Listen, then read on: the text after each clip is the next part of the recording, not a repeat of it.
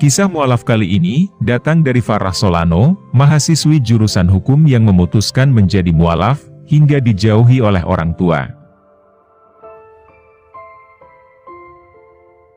Dibesarkan secara Katolik, tak membuat seorang mahasiswi untuk mencari tahu mengenai Islam dan memutuskan menjadi mualaf.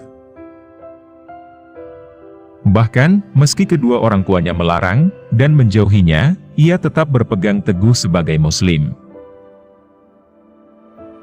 Namanya adalah Farah Solano, mahasiswi jurusan hukum yang memutuskan menjadi mualaf. Di usianya yang kini sudah 19 tahun, Solano mengaku masih mendapat penolakan dari kedua orang tuanya, lantaran menjadi seorang Muslim. Ini memang bukan jalan mudah bagiku. Sebab keluargaku akan terus memperhatikanku. Kini keluarga tak bisa memaksaku lagi, sebab di usiaku yang beranjak 20 tahun ini. Kebiasaan lama di keluarga sudah sangat melekat. Jika aku melakukan hal yang bertolak belakang, sama artinya aku sudah mengkhianati diri sendiri. Mengkhianati keyakinan, dan cita-citaku, serta keinginanku untuk tunjukkan agama Islam ini baik adanya, ujar Solano, dalam kanal YouTube Barat Bersyahadat. Solano, yang kala itu memakai jilbab biru, mengaku tumbuh besar sebagai Katolik yang taat. Di dalam agama itu, Solano menuturkan ada satu prinsip yang ditanamkan sejak kanak-kanak, namun tak sejalan dengannya seiring berjalannya waktu. Biasanya saat kanak-kanak, kita mengikuti ajaran, jika tidak melalui aku, maka engkau masuk neraka. Dan jika menolak akan ada keburukan. Ini mungkin hal-hal yang ketika kita kanak-kanak, menjadi sesuatu yang ditakutkan jika tidak ditiru. Tapi, seiring beranjak dewasa, kita mulai mempertanyakan, dan sadar, beber Solano.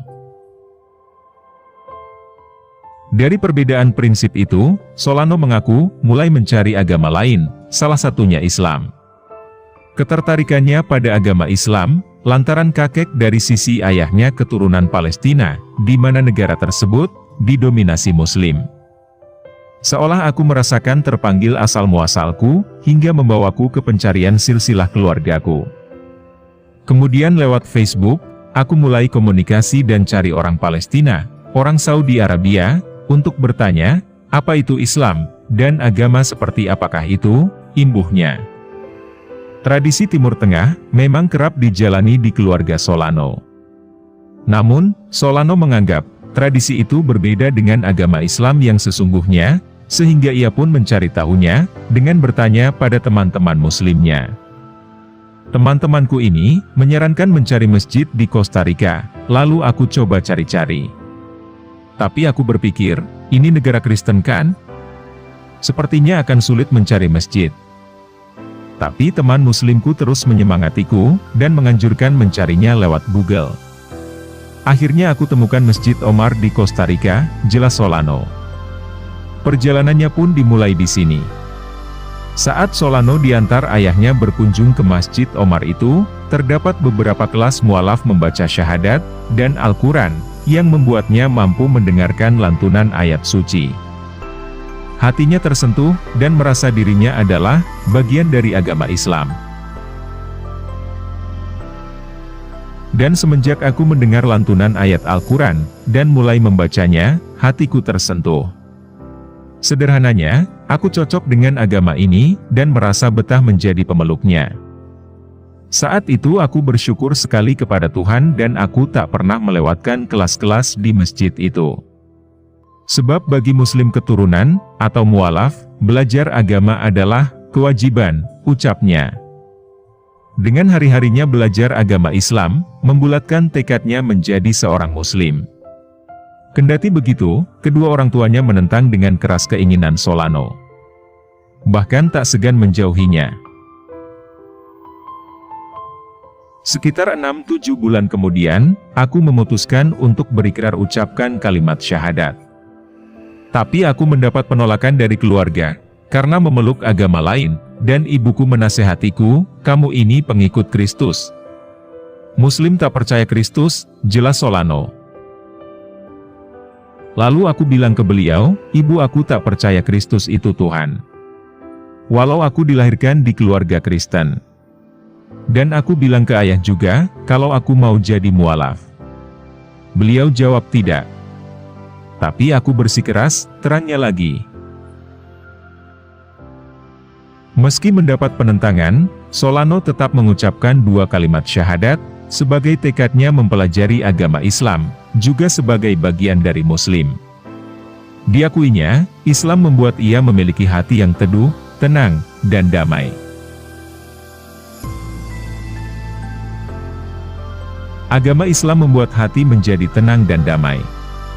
Kenapa hati harus tenang dan damai? Sebab, terkadang kita tersesat dalam hidup, dan mengalami masalah, tanpa tahu penyebabnya. Tapi jika kita punya Tuhan di hati kita, sejatinya kita sudah punya segalanya. Kita tak perlu menderita berlarut-larut, meski didera ketidakadilan sekalipun, jelasnya. Prinsip itu yang membuat ia meneguhkan hati, agar selalu taat, dan patuh pada Tuhan Yang Maha Esa, serta berserah diri. Terlebih, perasaan damai itu, memacunya menjadi lebih tenang, meski dijauhi oleh keluarganya. Meski kini keluarga menjauhiku, aku bisa saja memilih terus menangis, atau marah pada ayahku, tapi, Tuhan menganugerahi hati kita dengan cinta, kesabaran, pengertian, dan ketenangan hati, imbuhnya. Dengan berpegang teguh pada ajaran Islam, dan berpasrah pada Tuhan, Solano mengaku tak khawatir akan apapun lagi, lantaran percaya takdirnya. Di satu sisi, Solano pun berharap, agar keluarganya bisa mendapatkan hidayah, agar mengenal keindahan Islam, seperti dalam pandangannya. Kita tahu bahwa, Tuhan tidak membutuhkan manusia, tapi manusialah yang sangat membutuhkan Tuhan. Sebagai anak, kita harus terus berdoa pada Tuhan Yang Maha Esa, dan Maha Kuasa, agar orang tuaku diberi hidayahnya. Jadi, di satu sisi semua ini sangat indah, dan di sisi lain, ini juga sangat sulit. Dan Islam tidak lain adalah cara hidup yang harus kita ikuti, dan aku sangat bersyukur menjadi Muslim, tutup Solano.